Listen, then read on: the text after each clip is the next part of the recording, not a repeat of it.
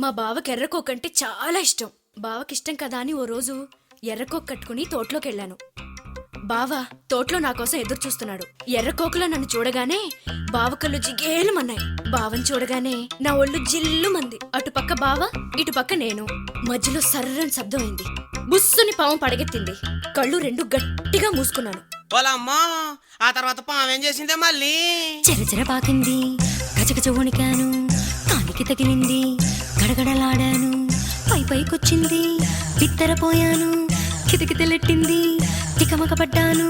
తోకుదిలేసి పరిగెత్తాను. తోటదిలేసి రోడ్డెక్కాను. చెట్టెక్కాను. పుట్టెక్కాను. గట్టెక్కాను. మెట్టెక్కాను. ఎక్కడికెళ్తే ఎక్కడికొచ్చే కాలు ఏలు చుట్టేసిందయ్యో. Hi hi hi hi hi అబ్బా నాకు పాము కాటు వేసిందో. కన్ని గుండెలోన కాకరేపిందో. తాలి కాటు కూడా కమ్మగా ఉందో. అబ్బా నొప్పి కూడా సమ్మగా ఉందో.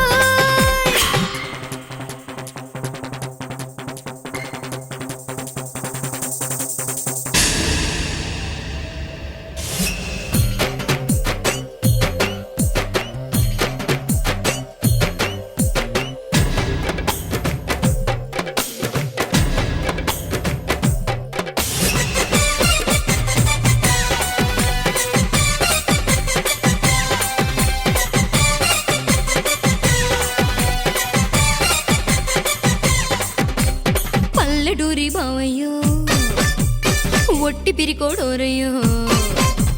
పల్లెటూరి బావయ్యో ఒట్టి పిరికోడోరయ్యో. పామును చూసి బిగుసుకుపోయాడోయ్. కర్ర తెస్తానన్నాడోయ్. తుర్రుమంటూ వెళ్ళాడోయ్. మామిడి కొమ్మ గలగల ఊపాడోయ్. చిన్న పుల్లైనా పడలేదు చూడయ్యో. ఎంతసేపైనా రాలేదు బావయ్యో. కొరకొర కొరకొర కోపం వచ్చిందో. కోపం వచ్చిన తాపం వచ్చిన ఉంచుకోకూడదు, మళ్ళీ దించేసుకోవాలి. ఏంటి దించుకునేది? దాని బావ ఒట్టి పిరుకోడంట. ఇదిగో మళ్ళీ మీ బావ సంగతి మాకెందుకు, ఆ పావు సంగతి ఏమైందో చెప్పు.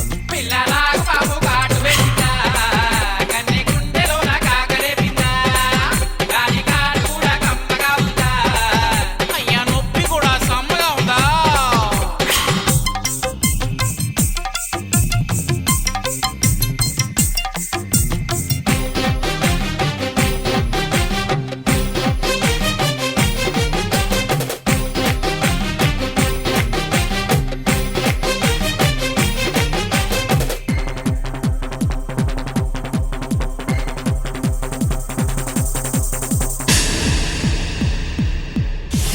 రాజమండ్రి సెంటర్లో పుష్కరాల జాతరలో.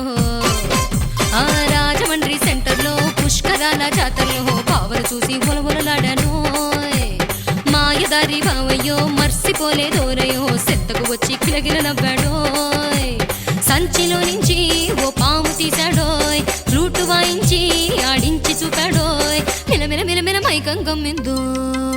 ఏంటి మీ బావ పాములు ఆడించుకుంటున్నారా?